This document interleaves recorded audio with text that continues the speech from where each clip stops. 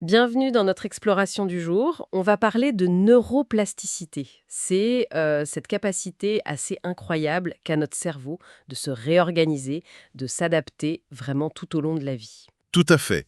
Une capacité fascinante. Et pour ça, on s'est penché sur des idées tirées de neuroplasticité, reprogrammer votre cerveau pour l'apprentissage.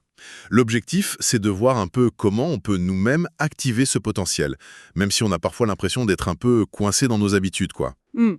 C'est une impression fréquente, mais le cerveau, lui, est vraiment fait pour changer, même adulte. Oui, c'est ça qui est fou. On part d'un cerveau de bébé hyper connecté, mais pas très spécialisé, c'est bien ça? Exactement. C'est l'expérience qui va sculpter les connexions. D'accord. Bon, heureusement, certains circuits vitaux, genre la respiration, le cœur, ça bouge pas trop. Non, ceux-là sont stables, heureusement. Mais tout ce qui touche à l'apprentissage, la mémoire, les sens, ah là, c'est une autre musique. Surtout pendant l'enfance, l'adolescence. Là où c'est hyper malléable. Voilà. Après 25 ans, ça change toujours, mais disons qu'il faut un coup de pouce plus conscient. Des étapes spécifiques. Et c'est là que la chimie du cerveau entre en jeu, ces fameux neuromodulateurs. Précisément. Pour déclencher la plasticité volontaire chez l'adulte, il faut deux ingrédients clés, la vigilance et l'attention focalisée. Vigilance et attention. Ok. Et ça passe par des substances chimiques. L'épinéphrine, c'est l'adrénaline en fait. Elle est libérée quand on est alerte ou ému. Ça met le cerveau en mode prêt à apprendre. Le petit coup de boost initial. C'est ça.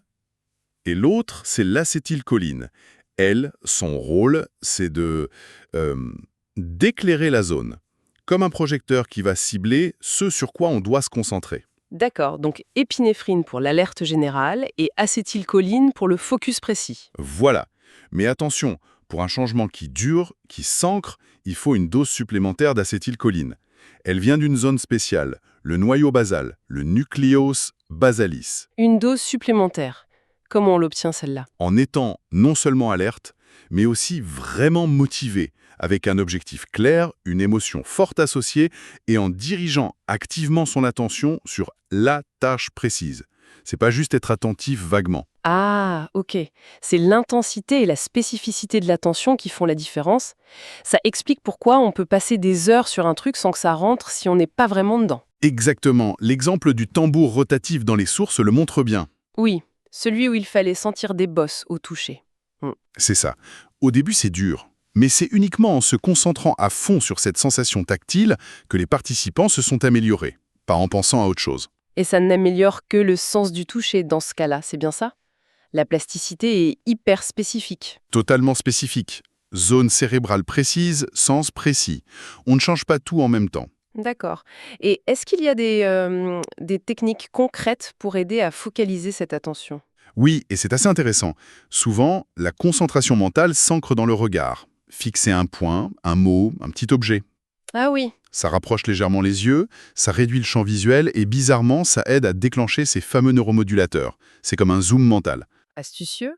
Et pour l'écoute tactile, si on suit une conférence ou ce qu'on fait là, Là, l'inverse peut aider. Fermer les yeux. Ça coupe les distractions visuelles et ça permet de mieux canaliser l'attention sur l'auditif. je vois. Et parfois, quand on se concentre très fort, on se sent un peu agité, presque nerveux. C'est normal ça? Tout à fait normal. C'est même plutôt bon signe. Ça veut dire que les circuits sont en alerte, prêts pour le changement. Ah d'accord, c'est le cerveau qui chauffe en quelque sorte. On peut dire ça. L'effort, c'est de ramener son attention doucement mais sûrement quand elle s'échappe. C'est ça l'entraînement.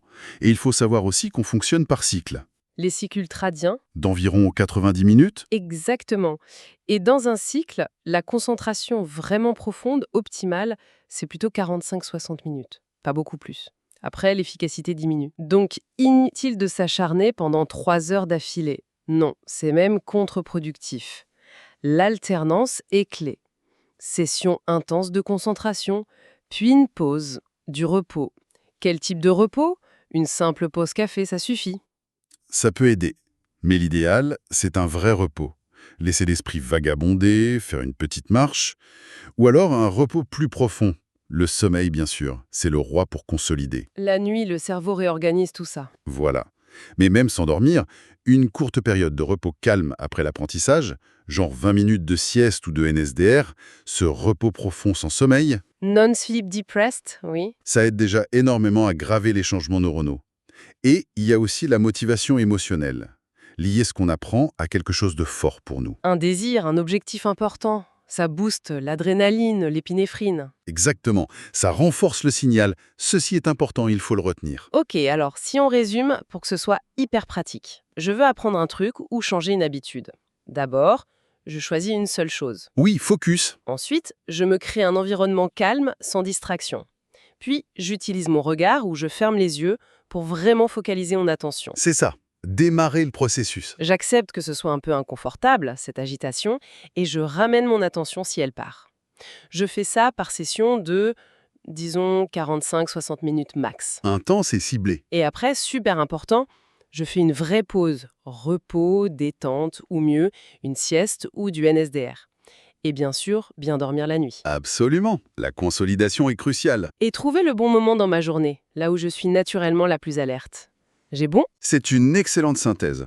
On voit que la neuroplasticité, ce n'est pas de la magie, mais ça répond à des leviers très concrets qu'on peut actionner. Ce qui est quand même assez encourageant, cette capacité à changer, elle est là, en nous, peu importe l'âge. Il faut juste savoir comment tourner la clé, quoi. Avec la vigilance, l'attention et ce rythme effort-repos. Tout à fait. Les techniques de focus visuel ou auditif sont des moyens directs pour initier ce processus. C'est puissant comme idée. Et ça amène une réflexion, peut-être pour finir.